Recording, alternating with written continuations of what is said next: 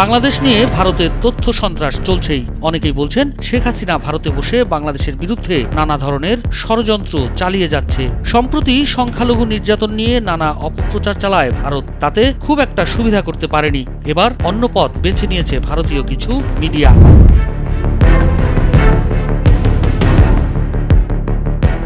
ভারতের গণমাধ্যম আনন্দবাজার পত্রিকা উর্দিতে বাঙালি গণহত্যার রক্তের ছিটে 53 বছর পর বাংলাদেশে ফিরছে সেই পরাজিত পাক ফৌজ শিরোনামে এক প্রতিবেদন প্রকাশ করেছে, যেখানে দাবি করা হয়েছে পাকিস্তান সেনাবাহিনীর প্রশিক্ষক দল বা প্রতিনিধি দল বাংলাদেশের সেনাবাহিনীকে প্রশিক্ষণ দেবে।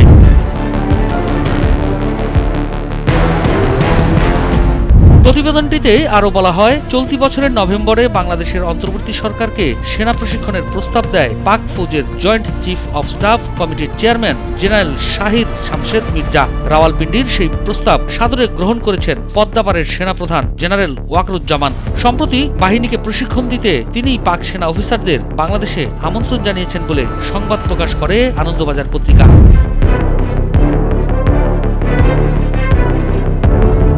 প্রতিবেদনটিতে আরো বলা হয়, পাকিস্তান থেকে বিপুল পরিমাণ গোলাবারুদও আমদানি শুরু করেছে বাংলাদেশ। এবছরে সেপ্টেম্বর থেকে ডিসেম্বরের মধ্যে ইসলামাবাদের কাছে 40,000 রাউন্ড বুলেট চেয়ে পাঠিয়েছে ঢাকা। রাইফেলের গুলির পাশাপাশি 2,000 রাউন্ড ট্যাঙ্কের গোলা এবং 40 টন উচ্চ ক্ষমতা সম্পন্ন বিস্ফোরক ইসলামাবাদের কাছ থেকে কিনেছে ঢাকা।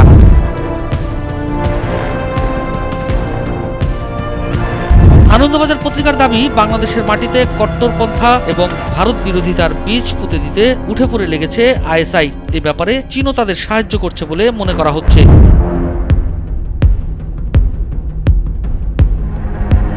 এদিকে আনন্দবাজার পত্রিকার এই দাবিকে সম্পূর্ণ ভিত্তিহীন এবং বাস্তবতার সঙ্গে সামঞ্জস্যপূর্ণ নয় বলে জানিয়েছে বাংলাদেশ সেনাবাহিনী। আইএসপিআর এর সহকারী পরিচালক রাশেদুল আলম খান স্বাক্ষরিত এক প্রতিবাদ লিপিতে এই তথ্য জানানো হয়।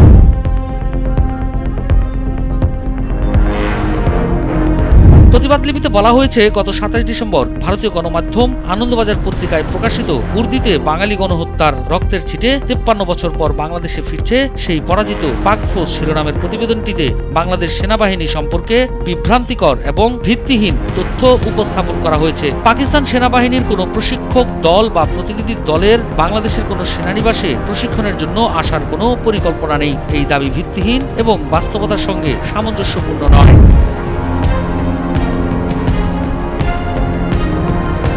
এছাড়াও প্রতিবাদ লিপিতে আরো বলা হয়েছে, বাংলাদেশ সেনাবাহিনী তার চাহিদার ভিত্তিতে বিভিন্ন দেশ থেকে প্রয়োজনীয় গোলাবারুদ সংগ্রহ করে সংবেদনশীল প্রতিরক্ষা বিষয়ে অজ্ঞাতপ্রসূত মতামত অনভিপ্রেত, অযাচিত ও আপত্তিকর।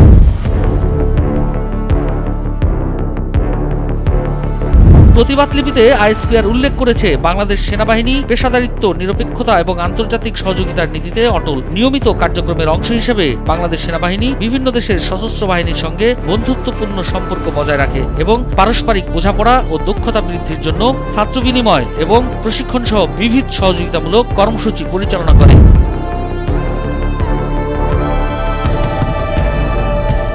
আইএসপিআর আরও জানায়, আনন্দবাজার পত্রিকা তাদের এই প্রতিবেদন প্রকাশের পূর্বে আইএসপিআর এর কোনো মন্তব্য বা ব্যাখ্যা গ্রহণ করেনি। এই উপেক্ষা প্রতিবেদনের নিরপেক্ষতা ও বিশ্বাসযোগ্যতা নিয়ে গুরুতর প্রশ্ন তোলে। বাংলাদেশ সেনাবাহিনী তথ্যের স্বচ্ছতা এবং সঠিক তথ্য প্রচারের প্রতি প্রতিশ্রুতিবদ্ধ। এছাড়া গণমাধ্যমে কোনো প্রতিবেদন প্রকাশের পূর্বে নির্ভরযোগ্য সূত্র থেকে তথ্য যাচাই করার অনুরোধ জানানো হয়েছে আইএসপিআর এর পক্ষ থেকে।